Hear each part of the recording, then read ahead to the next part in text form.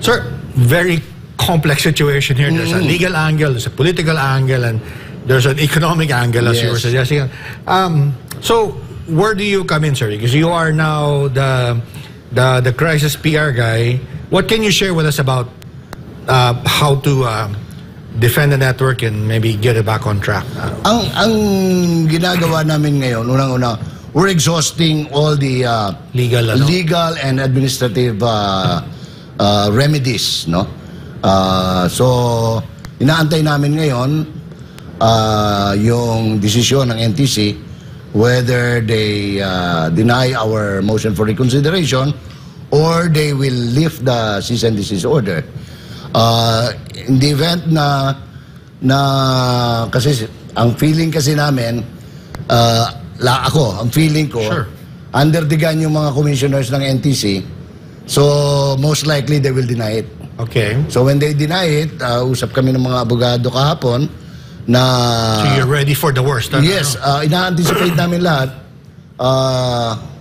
Ganon din yung sa, anong tawag nito. Kasi ang feeling namin, maraming transgression na doon sa side ng NTC, no? So paninindigan na lang. Kasi tingnan mo, saan ka na makakita? Ang complainant, NTC. Yeah. Ang prosecutor, NTC. Ang judge, NTC. jury. Ang executioner, NTC. So, paano ka mananalo yan, no?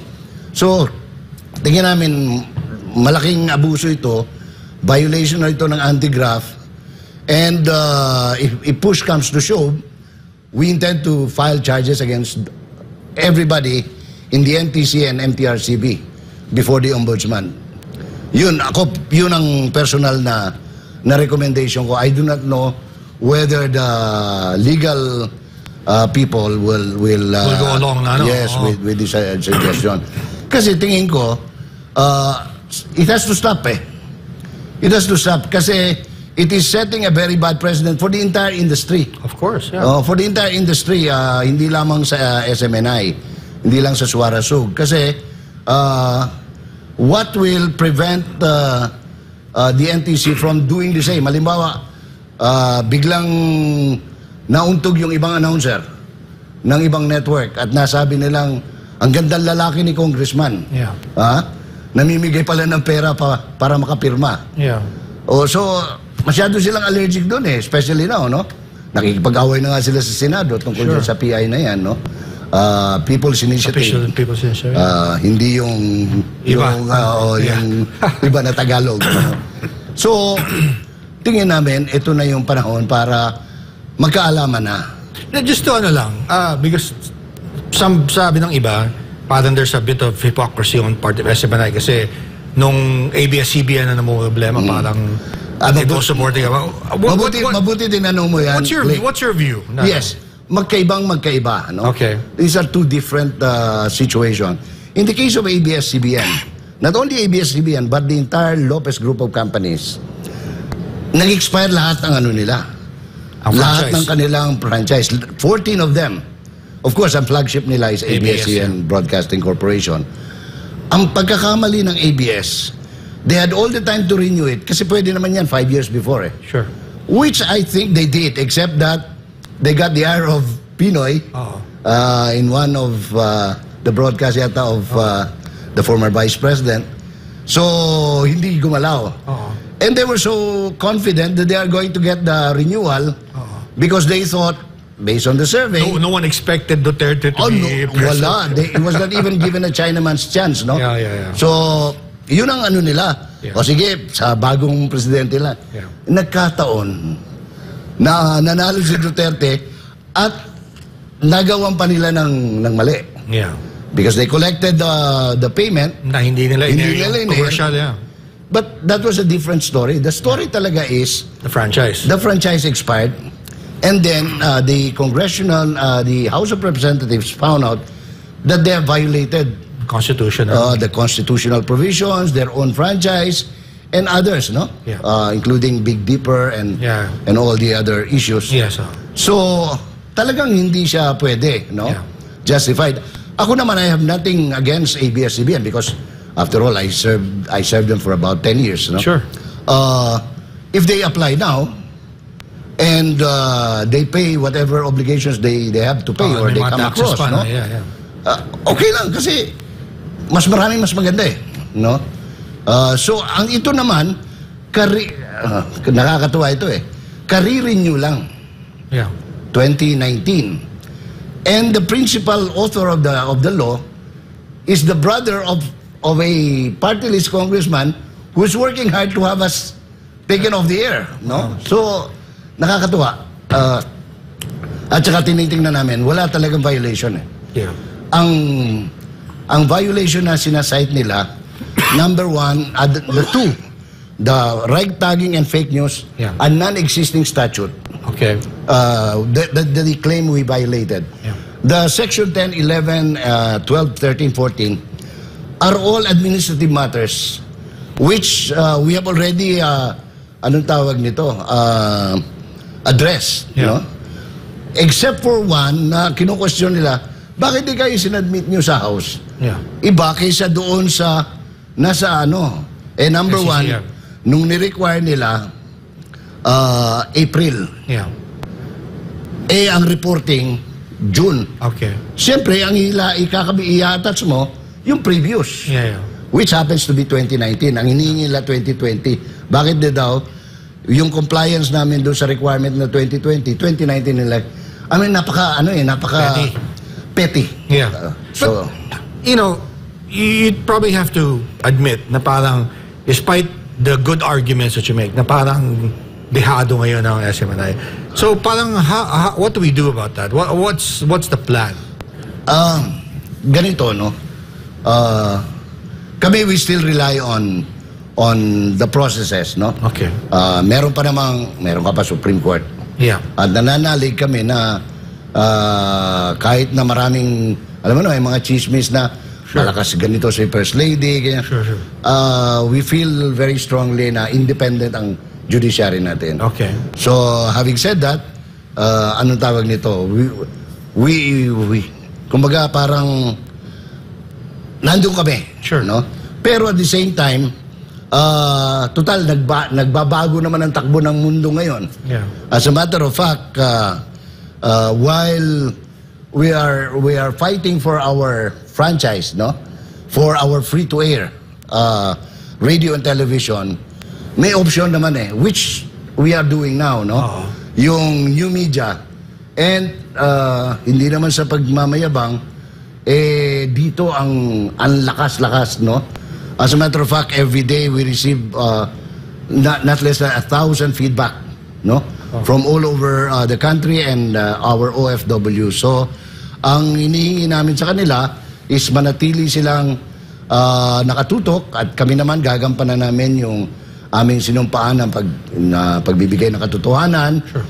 And that we want, kung kahit na, kuminsan kasi, sa totoo lang, kuminsan nakaka-discourage yan, no? Sure. Na parang mag-isa ka na lang na sumisigaw sa I was gonna ask that. Parang may pag-asa pa ba, Tima? Because it seems like the deck is stacked against you, as they say na, no? Alam mo, ako, hindi ko alam kung hopelessly romantic ang tawag dyan. Pero, nagkaroon na kasi kami ng karanasan During martial law, kami nila Mr. Burgos, no? Kahit na sila noon sa Inquirer, hindi naman namin inisip na sige lang, kung kinakailangan mabilanggo tayo na maraming beses, gawin natin. Kasi ang tao, naghahanap ng masasandalan Okay. na magsasabi ng totoo. Right. So kami, kahit na iniisip namin, hindi baling tayo na lang ang matira. But we know we're not alone in this fight. Siguro yung iba medyo, umahanap lang ng tempo, no? Yeah. Kasi ayaw naman namin sabihin na sinosolo namin itong dahil alam namin, ang true blue-blooded journalist, ipaglalaban ng pitpitan ng bayag yan yung pagiging malaya. Okay. So, do you think na, may pag-aasa pa? Because, I was talking to Attorney Mark Tolentino last week. Sabi niya, of course, there's a political angle to this. And, there's a possibility na baka hanggang 2025 or baka hanggang 2028 pa tumagal to. Ano tingin mo? Alam mo, from a political standpoint, yeah. I remember your dad Yeah. Oo.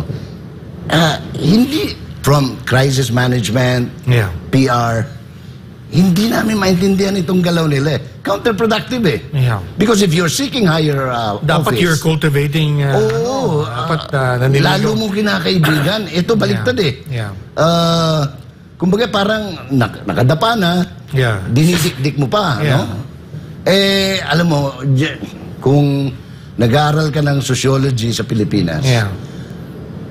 ano ito eh, magbubumerang ito eh. So ano tingin mong nangyayari talaga? I mean, parang tila may iba pang... Di ba? Ako, dalawang school of thoughts ko, Yeah. Kling. Number Number one, one, parang counterintuitive. number one, inaantay nilang magmano. Okay. Ang Suarasug, SMNI, Okay. and most especially Pastor Kibuloy. Okay. Doon sa pagmamano, siyempre hingi nila, wag niyong bigyan ng platform si Digong Okay. Duterte. Alam mo, nung maliliit pa kami, mga bata pa kami, Yes, sir. this is not hindi ito yung hindi nila kilala. Okay. Kasi I remember when Pastor Kibuloy was just starting Okay. as an evangelist. Magkakilala na ba kayo? Yes. Oh, I see. Because nag-migrate yung Are your parents? father ko from Luzon, tsaka yung father niya. I see. Yung father niya went to Cotabato. Both from Pampanga. From Pampanga. One from Lubao. My father is from I Macabebe. see.